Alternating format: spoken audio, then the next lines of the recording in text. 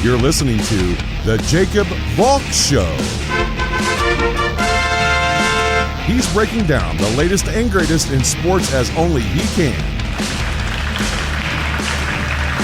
Follow him on Twitter at RealJacobValk. Here he is, Jacob Valk.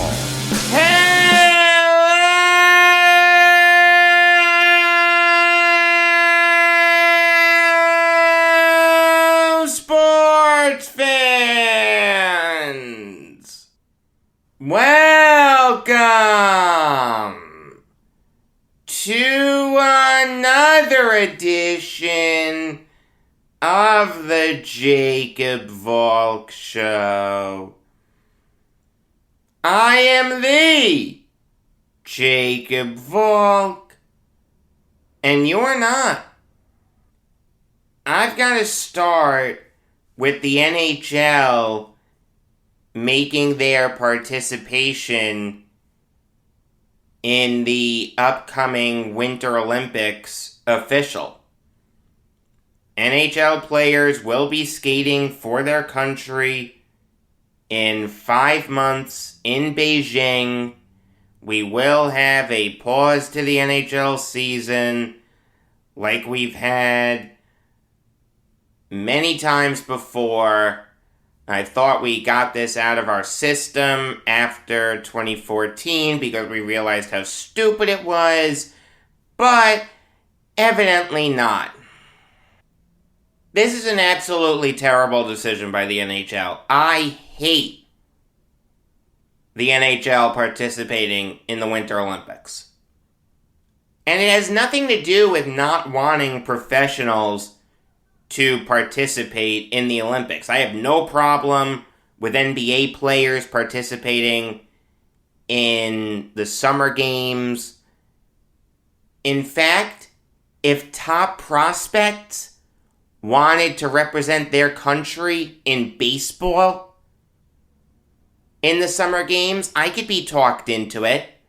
If there's no chance that they're going to be called up to help their team, they're just going to play in the minors? Sure.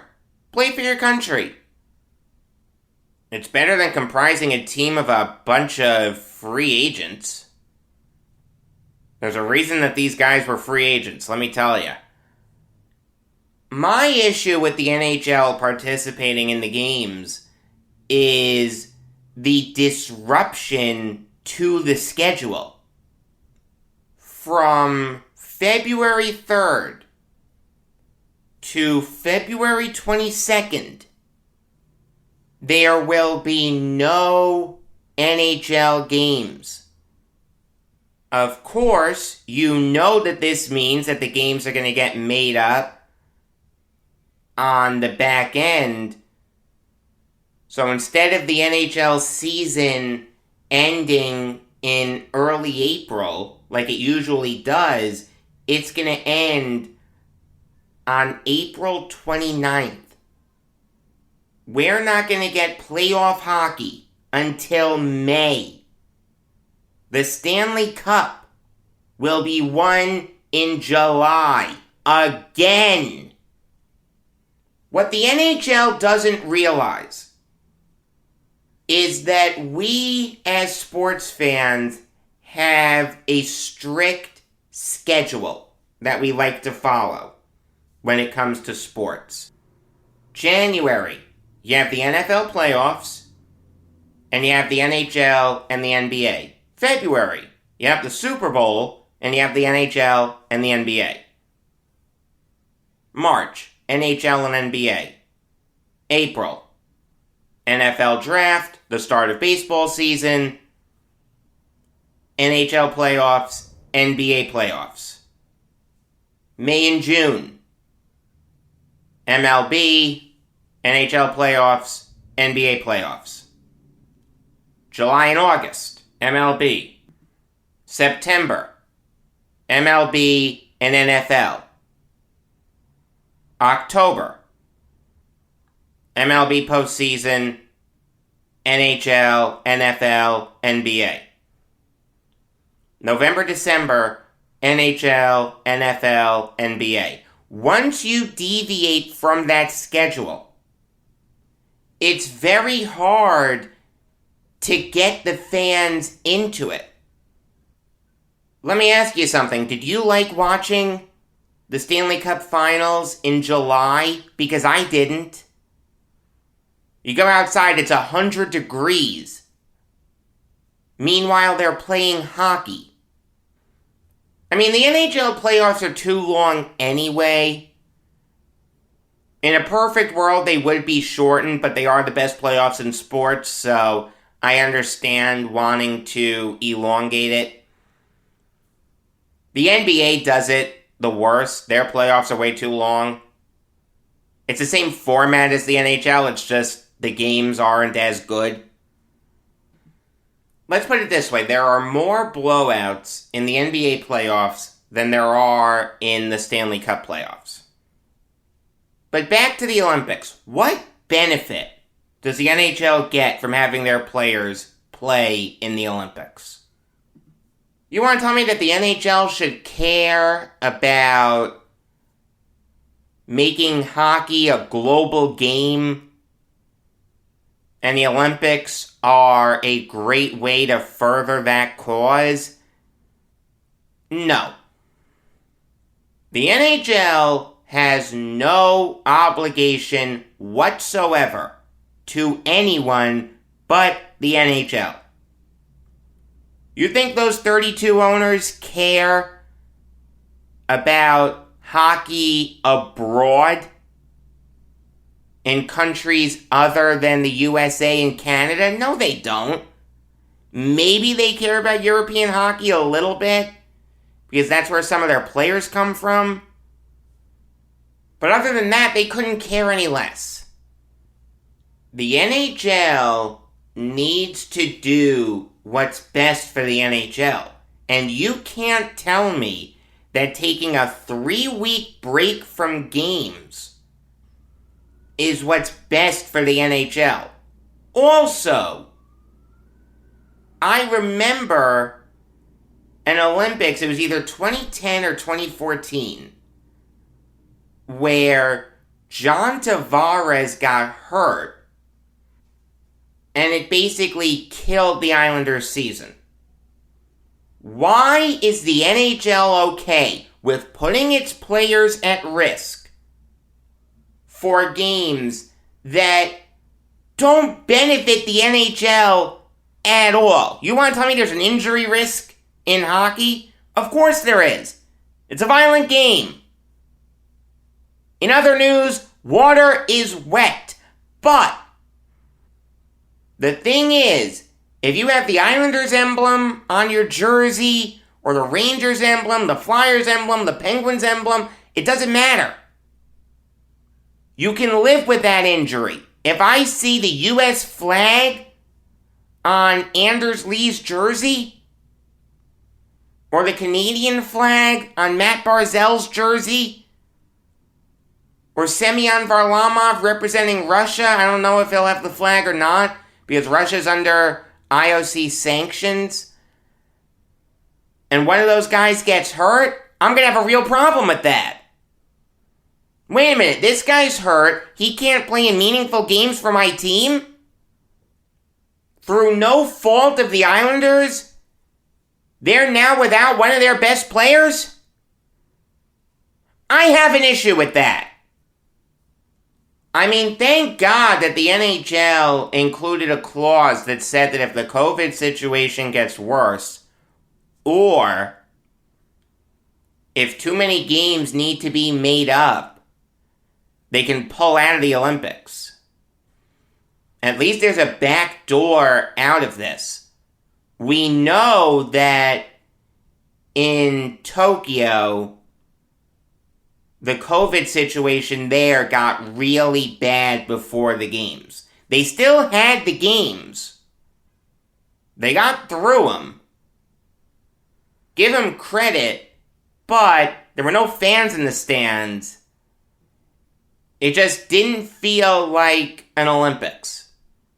God only knows what's going to happen in 5 months in Beijing. I mean, here's the thing. The closing ceremony is going to be on February 20th. NHL games are set to pick up 3 days later. Is that enough time to make sure that these players and referees and coaches that went over to Beijing don't have the coronavirus? That they stayed safe? If you're Gary Bettman, you had the perfect opportunity to put the kibosh on NHL participation in these Olympics. You could have just said, we don't think it's in the league's best interest to have these players travel to another country where the pandemic isn't as controlled as it is in the US and Canada. We don't think it's worth the risk to our players. We're not gonna stop the season. There, done. I just solved it. Here's the thing. In China, they have 7 approved COVID-19 vaccines. But none of those are the Pfizer vaccine, the Moderna vaccine, or the Johnson & Johnson vaccine. It's not even the AstraZeneca vaccine. There are 7 vaccines that were made in China. That's where the origin of these vaccines are. China. Every single one of them. I'm not saying that they're not effective, but given what we know about the country of China, I think it's safe to at least question their data. I mean, let me ask you this. Let's say one of these 7 vaccines get approved by the US. And you have a choice on which vaccine you can get if you haven't gotten one already. I don't know what you're waiting for, but for argument's sake, let's just say you haven't gotten it yet. You can choose between either the Pfizer vaccine, the Moderna vaccine, the Johnson & Johnson vaccine, or one of these Chinese vaccines. Which one are you choosing? I can tell you how I would answer that. Any one but the Chinese vaccine. I mean, let's put it this way. Last August, so not last month, 13 months ago, Russia actually registered the first COVID-19 vaccine. It was called Sputnik V. You may be thinking to yourself, well, wait a minute. We couldn't get vaccinated in this country until the winter. Exactly. There was a lot of criticism of this vaccine. Was it really safe? How effective was it? Were the numbers being fudged? I'm not saying that the numbers were tampered with. I'm not saying they weren't. The one thing I'm saying is, it's fair to be skeptical when dealing with a country that has such stringent control over its citizens like Russia. The same thing holds with China. So if you're Gary Bettman, you see that China has authorized these 7 vaccines that no one's ever heard of, that isn't authorized in the US or Canada. How do I really know that it's safe to go over there? The one thing that we've learned with this pandemic is that you need to weigh every decision extremely carefully. You need to make the conscious decision whether or not it's worth it to go out. If you want to, God bless you. I just hope you're vaccinated. If you don't want to go out, God bless you. You should get vaccinated anyway. You can't tell me that it's safe to travel internationally. I didn't mind the NBA doing it because they had time to have their players recover from the coronavirus. If they got it, which no one did, thank God. The NHL, there's no time. You can't tell me that it's in the NHL's best interest to go to a country where our State Department has a level 3 travel advisory in effect. You know what that level 3 travel advisory means? You should reconsider travel. You can't tell me that it's necessary to participate in these Olympics. The NHL had such a perfect opportunity here to put their foot down and say, no. We won't deal with any more disruptions to the schedule. We want to minimize your risk. They didn't do it. Terrible job by them. Moving on now to the Senators signing Drake Batherson to a 6-year deal worth $29,850,000. That's $4,975,000 per year. And this is a solid move by the Senators. I don't hate it. I like Batherson. His offensive game has gotten better every year he's been in the NHL. His first 2 years in the league, he played in 43 games and had 19 points. Last year, he played in every game and had 34 points. He's not a good defensive player, but he doesn't take a lot of penalties. He is a very good offensive player. You take a look at the Senators, they have a lot of those guys. Brady Tkachuk, Connor Brown, Josh Norris, Batherson, Tim Steitzel. I'm sure I butchered that name. In a perfect world, they would balance it out with more defensive sound players. That's part of the reason why the Senators are so bad. They don't have a great roster construction, but if they get the roster constructed right, Batherson could be part of the next Senators playoff team. Just under $5 million a year is probably a little bit of an overpay, especially for someone who really only has one good year in the NHL under his belt, but it's not the most egregious overpay I've ever seen. I don't hate it. I don't love it. This is just a solid move. Moving on now to the Grizzlies, trading Juan Hernangomez to the Celtics for Chris Dunn, Carson Edwards, and a 2026 second-round pick swap. This trade will be made official in 12 days because of a stupid restriction on aggregating salaries or something along those lines. The NBA needs a hard salary cap, there's no question about that. But this is a really good move for the Celtics. What did they really need to upgrade this offseason?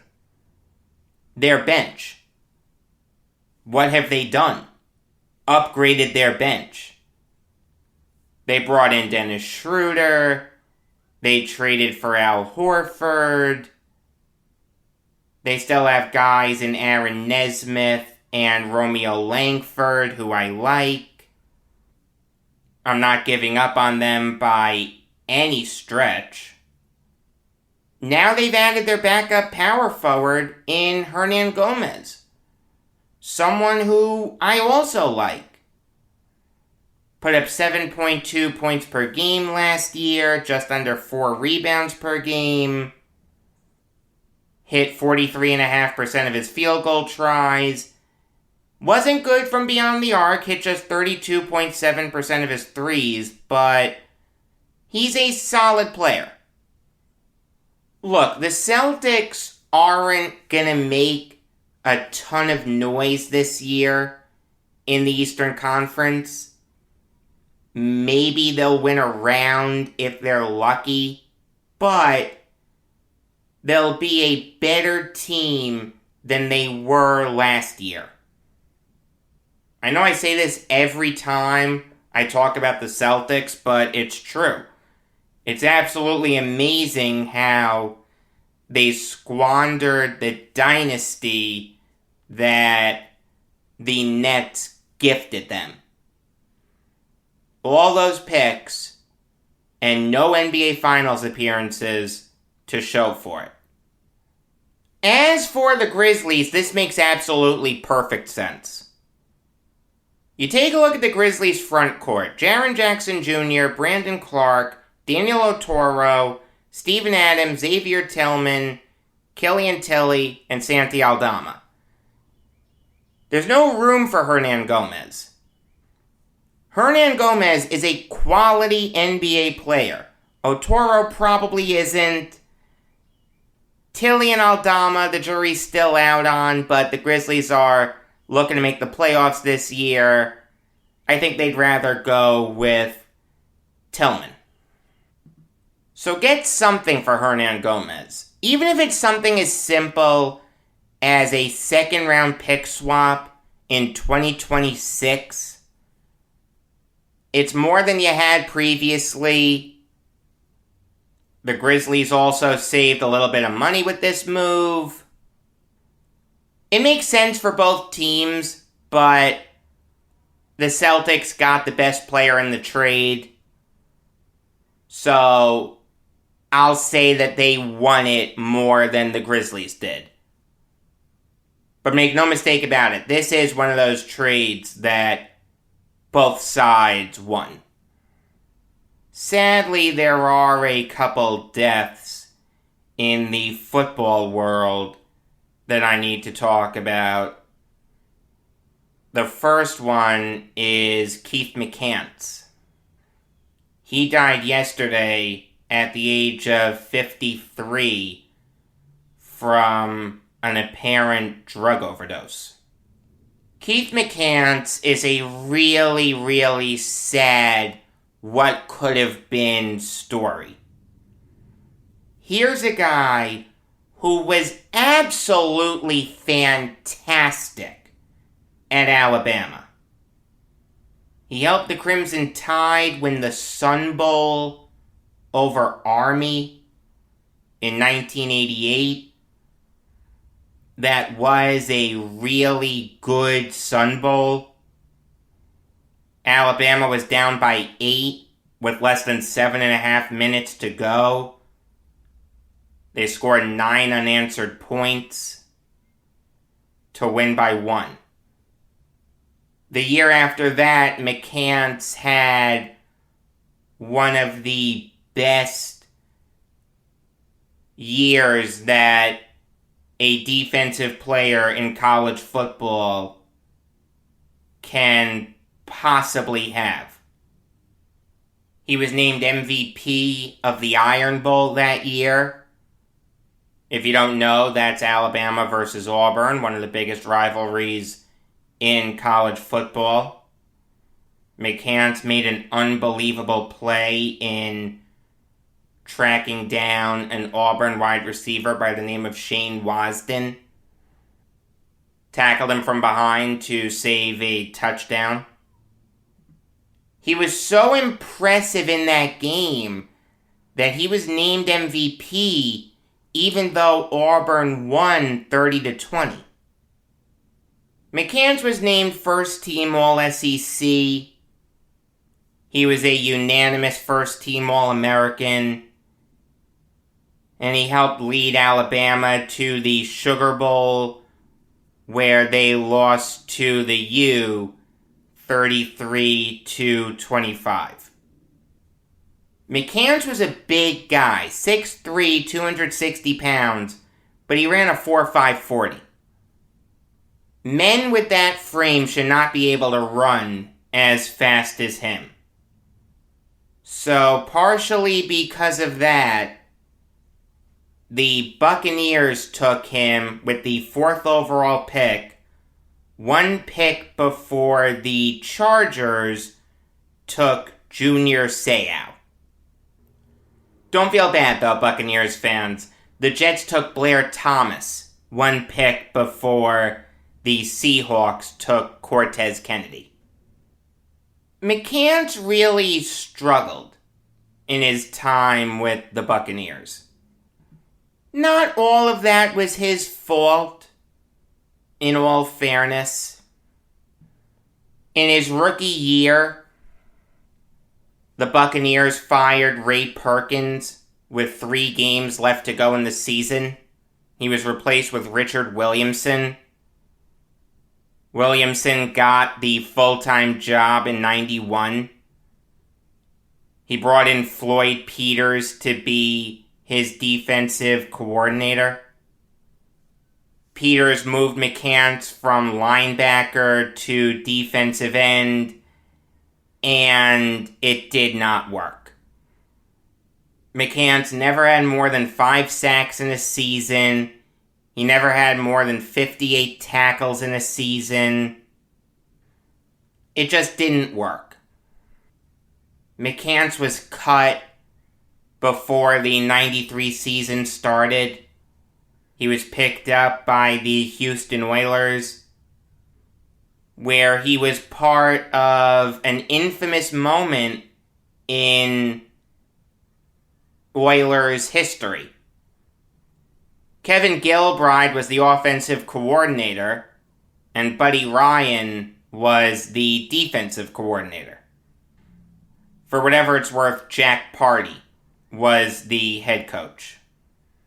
In the last game of the regular season, coincidentally, against the New York Jets, the end of an 11-game winning streak for the Oilers to close out the season, Ryan decided that he had enough of Kevin Gilbride's run-and-shoot offense. After a fumble, Ryan and Gilbride came to blows. Keith McCants actually had to step in and separate the two coordinators. That's not a harbinger of playoff success. In the divisional round against the Chiefs, Gilbride's offense did what it was supposed to do. Warren Moon went off.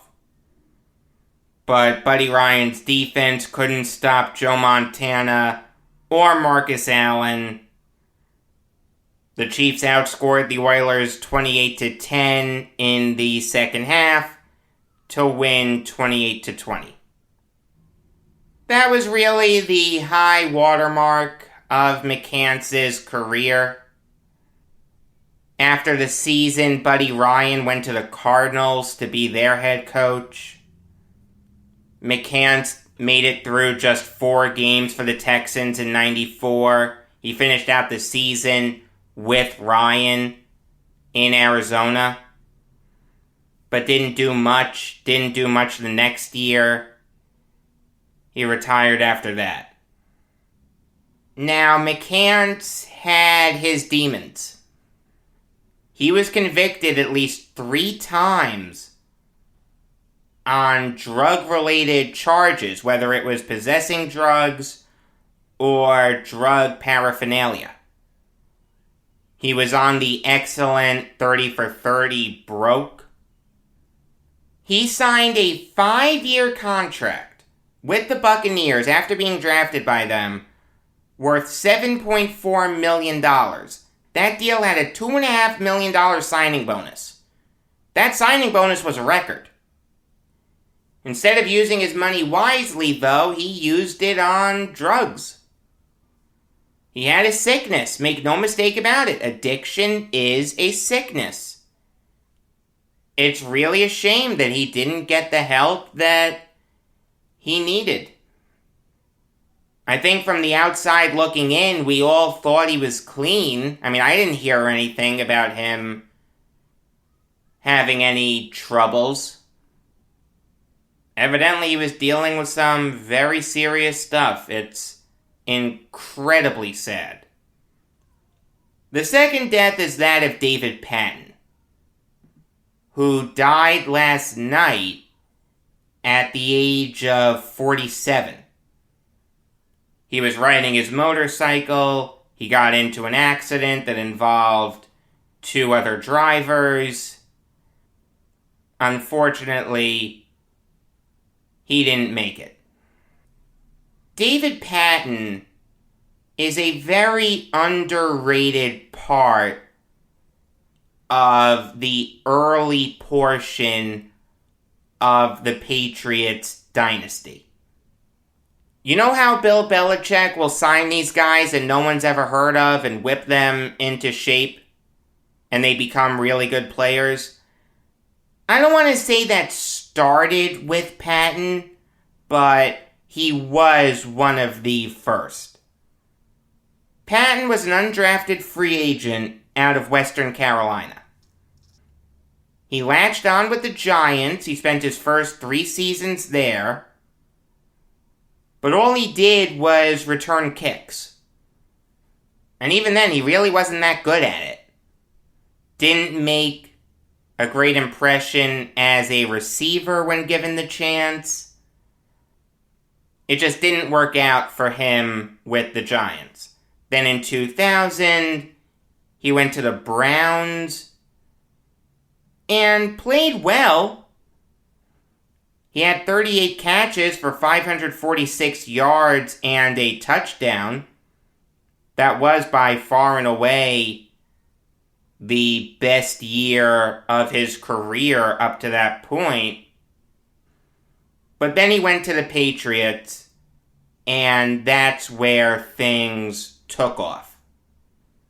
Patten was the second leading receiver for the Patriots when Tom Brady took over as starter. We all know how great Troy Brown was that year, but we forget how good David Patten was. He had 51 catches for 749 yards and 4 touchdowns.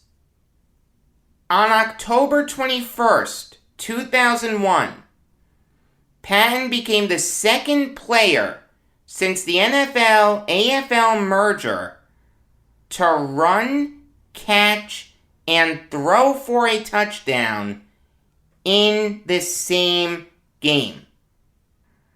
The Patriots won 38-17. For whatever it's worth, the first player to do that after the merger was Walter Payton. LaDainian Tomlinson would join that group 4 years later. Obviously, the Patriots made the playoffs in 2001. They got past the Raiders in the Tuck Rule game. Then in the AFC Championship game, Brady got hurt. He sprained his ankle. No one remembers this. Drew Bledsoe had to come in relief of Brady and led the Patriots to a 24-17 victory over the Steelers. There was only 1 touchdown pass in that game. It was an 11-yard pass from Bledsoe to Patten. The Patriots would face the Rams in Super Bowl 36. In the waning moments of the first half, Patten made NFL history. He became the first player to catch a touchdown pass from Tom Brady. Obviously, the Patriots won that game on a last-second field goal by Adam Vinatieri. The year after that was Patten's best statistical season. He had 61 catches for 824 yards and 5 touchdowns. Once again, he played second fiddle behind Troy Brown. He was ahead of Deion Branch, though. That was Branch's rookie year. The Patriots went 9-7 that year. They missed the playoffs.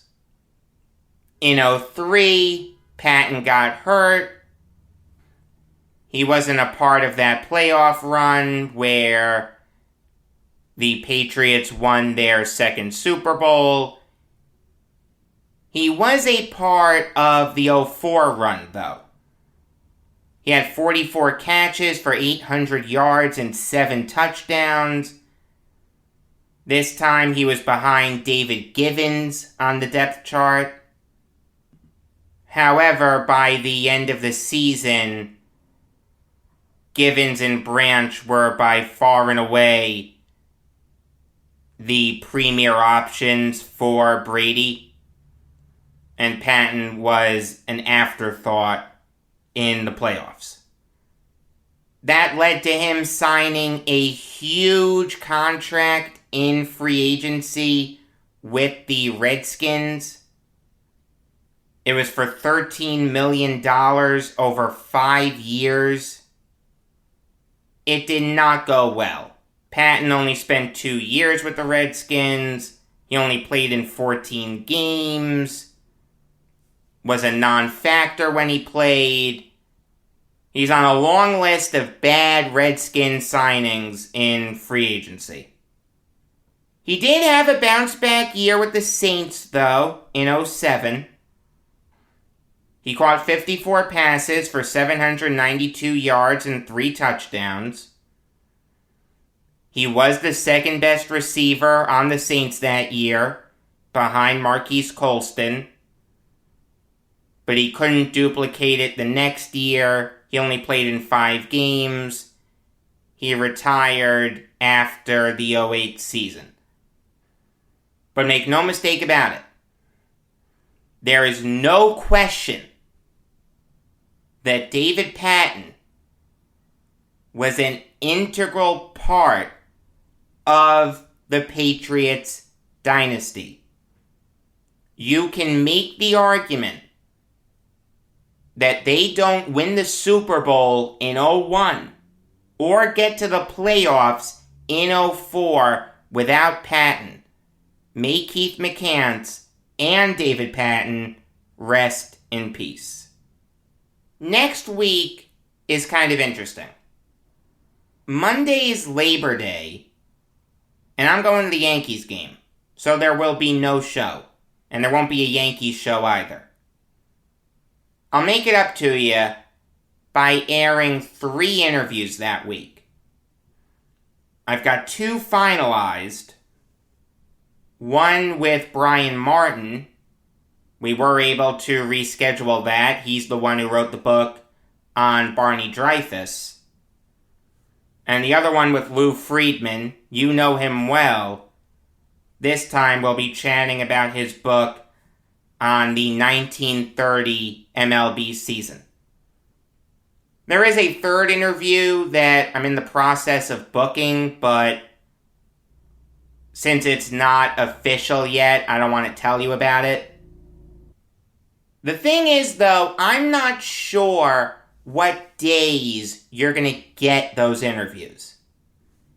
You remember when I said that Thursday's regular episode of the Jacob Valk Show would be my NFL season preview? That's a little up in the air right now. That could be moved to Wednesday because Nick Ornberger may be joining me for it. He can't do Thursday. He may be able to do Wednesday. So I'll let you know as soon as I can what's happening. I'll tell you either here or on my Twitter at @RealJacobValk. I can promise you this though, Friday night, you will get my New York Jets season preview, where I'm going to go position by position, breaking down my favorite team. I'll give you my final record prediction. I'm not going to go game by game, though. I know why people do it. It is fun to do. But here's why I'm not going to do it. It's really an exercise in futility, because a million things can happen between now and then, whether it's with the Jets or their opponent. So a game that I say is a win now could be a loss when the game gets closer based on injuries and the like, or vice versa. Also, I've had a couple people ask me this. Yes, I will do 3 NFL picks every week. Once again, I had a lot of fun with that last year. I'm pretty sure I finished with a winning record. I don't know, though. I didn't keep track. I'm going to keep track this year, though. Until next time, I am Jacob Valk saying, Happy birthday, Grandma!